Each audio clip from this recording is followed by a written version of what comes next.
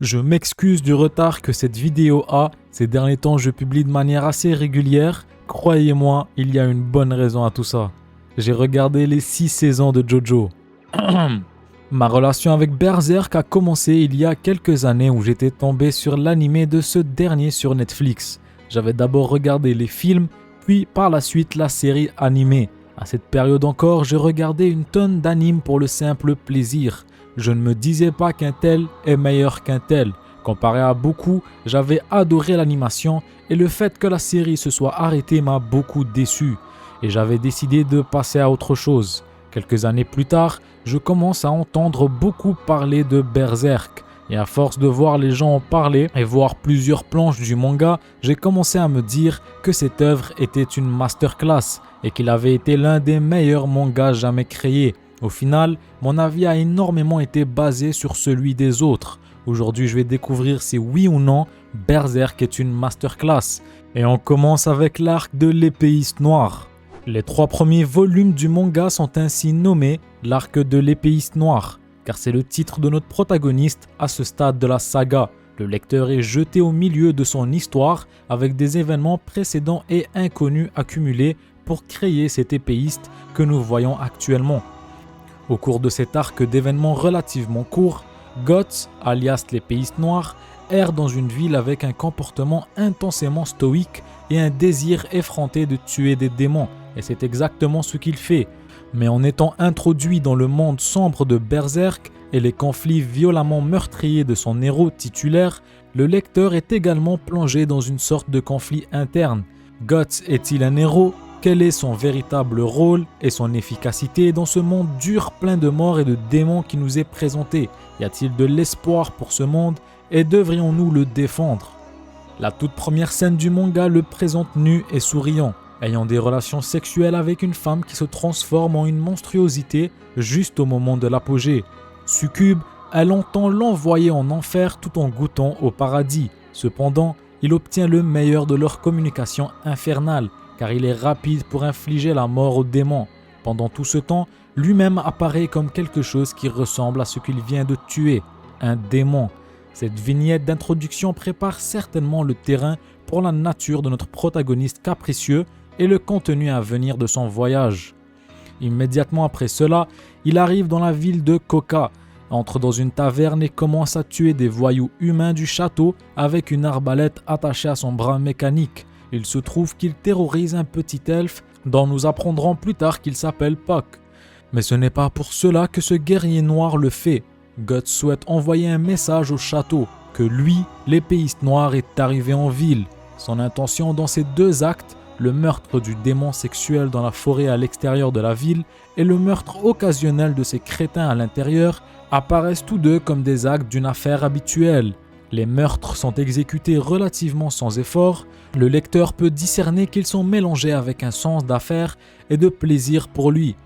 La mise à mort finale de cette escapade d'ouverture est réalisée avec un seul coup de sa lame géante avec un effet dévastateur. Il affiche le magnifique art de Miura et son style ravissant et détaillé, ainsi qu'un penchant étrange pour rendre la violence extrême tout à fait merveilleuse. Le principal mystère est son caractère. Les intentions actuelles de ce guerrier itinérant et son passé inconnu semblent être liées. Et il informe son caractère général et ses motivations. En tant que personnage principal, cela est d'une importance vitale pour le conte. Et au fur et à mesure que nous en découvrirons plus sur cet homme, plus de questions se posent. Nous apprenons que Guts, apparemment largement connu comme ce mercenaire tueur, se trouve dans la ville de Koka parce qu'il chasse un démon. Il envoie ce message pour amadouer un cruel seigneur serpent, le dirigeant de Koka, et un être désigné comme un apôtre. Il est facile de voir que Guts connaît intimement les démons de cette première interaction avec la succubée et de sa conversation avec les habitants de Koka. Il est clair qu'il est dans une quête personnelle quelconque pour chasser ces démons. On peut deviner qu'ils sont les êtres responsables de son bras manquant, de son œil manquant et de la myriade de cicatrices sur tout son corps ainsi que son âme. Et nous voyons tout au long des événements de l'arc qu'il n'a aucun scrupule à tuer des humains qui se mettent en travers de son chemin et ou travaillent pour les démons dans les sièges du pouvoir qu'il chasse. Nous assistons de près à la sombre majesté de la violence de cet épéiste noir, mais nous ne sommes autorisés à entrer dans la psyché du personnage que via Puck, la fée qui l'a sauvé par inadvertance qui depuis le suit. Grâce à Puck, qui est à la fois une excellente source de soulagement comique et un partenaire de conversation philosophique pour la psyché intérieure de Guts, nous découvrons l'homme au sein du personnage de l'épéiste noir. Ce dernier, pour les citadins fictifs qui connaissent sa légende, et initialement pour le lecteur également, apparaît comme une force de combat imparable brandissant une épée incroyablement grande, un surhumain. Mais au fur et à mesure que nous avançons dans l'histoire, nous constatons que Guts n'est vraiment qu'un homme, capable d'émotions authentiques, de saigner et potentiellement d'être tué. Guts est un guerrier et un solitaire, un vagabond parmi les hommes qui ne recherche jamais que la compagnie des démons. Guts se bat pour gagner, mais il ne semble pas trop préoccupé par la mort, la sienne ou celle de ses semblables. Malgré ces épisodes extrêmes de barbarie, à d'autres moments, Guts nourrit un sens de responsabilité dans sa mission dangereuse. Nous constatons que lorsqu'il est sur la route et qu'il est prié de monter à bord d'une calèche pour accélérer son voyage, il refuse d'abord, invoquant le fait que des démons le poursuivent et que son existence même les attire. En étant autour des autres, Guts les met implicitement en danger de mort. Sachant cela, il ne souhaite pas mettre d'autres humains dans des circonstances indues sans que ce soit de leur faute. Mais finalement, Guts revient à son mantra, insouciant de ce qui arrive aux autres. Il saute dans la voiture pour accélérer son voyage. Peu de temps après, un désastre s'abat sur l'homme et sa fille. De telles interactions forcent le lecteur à témoigner de l'humanité latente de Guts. Lorsque la fille est tuée par des soldats squelettes déterrés, elle se réanime et l'attaque. Mais il hésite. Il ne souhaitait pas tuer une petite fille, même en proie à la mort. Après avoir vaincu le Seigneur Slug, uniquement en utilisant Theresia comme bouclier humain, elle sera plus tard désespérée par les révélations selon lesquelles son père était un démon et avait auparavant sacrifié sa mère pour gagner ses pouvoirs obscurs. Guts lui dit que si elle veut vraiment mourir, alors elle le devrait. Pour Guts, il y a de la conviction dans ces mots compte tenu de la nouvelle réalité de la jeune fille. Elle a tout perdu, son désespoir est réel. La croyance de Guts selon laquelle ceux qui n'ont pas la volonté de vivre dans ce monde devraient simplement mourir s'est concrétisée devant nous dans le récit.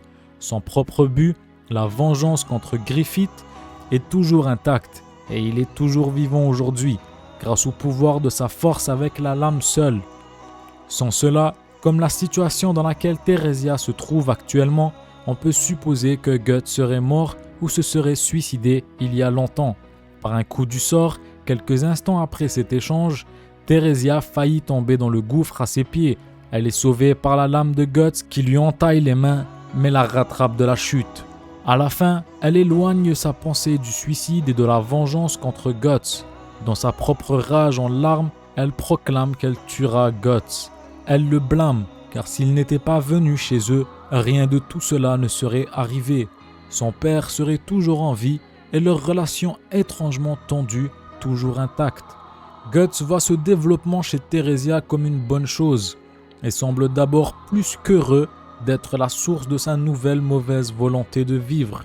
Mais encore une fois, dans les dernières cases, nous entrevoyons l'humanité de Guts à travers l'elfe. Le visage de Guts, détourné de Theresia, est tragique. D'une manière ou d'une autre, il ressent le poids de ses actions sur la vie d'autrui.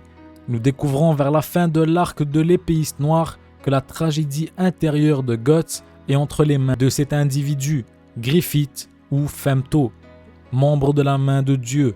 Comme nous venons de le découvrir, sa tâche de tuer cet être est presque impossible. Griffith est bien plus puissant que tout ce qu'il tue sur son chemin et ses petits démons semblent en nombre incalculable.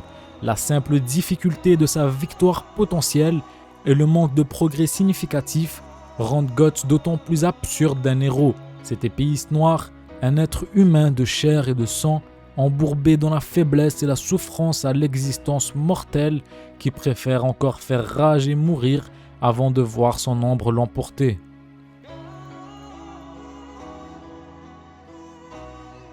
L'univers est basique jusqu'ici. deux mondes différents, des monstres qui contrôlent les humains, etc. Mais ça reste plutôt original dans sa narration. Si je devais donner la définition de fantasy, je dirais Berserk. Pour l'instant, je décrirai l'histoire comme ça, mais je suis certain que ça va prendre un tournant de fou et que ça deviendra une dinguerie de ce que je me rappelle de l'arc L'Âge d'Or. De ce que j'ai compris, ce qui fait qu'un anti-héros en est un, c'est par le fait qu'il est prêt à tout faire, peu importe, pour protéger ce qui lui est cher. Pour Guts, ce gars est un véritable monstre. Il en a rien à foutre que tout un village brûle et meurt pour simplement tuer une seule personne. Mais on voit bien qu'il a un côté tendre. Par exemple, lorsque la petite fille marchait droit vers lui, une arme à la main, il a hésité quelques instants et ça lui a valu une blessure. Après, j'avoue qu'il l'a déchiqueté. Pour ce qui est de l'art, il est un peu vieux. J'ai un certain décalage vu que la majorité des pages que je voyais sur les réseaux étaient récentes. Après, faut le dire que le premier tome de Berserk est sorti en 1990 au Japon. Malgré ça, Kentaro Miura est incroyable. Le manga a très bien vieilli, certaines cases donnent d'énormes frissons. Plusieurs doubles pages sont très belles. On voit bien que Miura y a mis beaucoup d'énergie et de temps. Elles sont extraordinaires et très détaillées. On dirait carrément qu'une autre personne dessine ces dernières. Les scènes de combat sont dures à lire par contre, c'est brouillon, tout bouge dans tous les sens et il y a beaucoup de gris, ce qui me fait tourner la tête. Les émotions sont très bien retranscrites, surtout la peur, que ce soit chez Guts ou bien chez les autres personnages.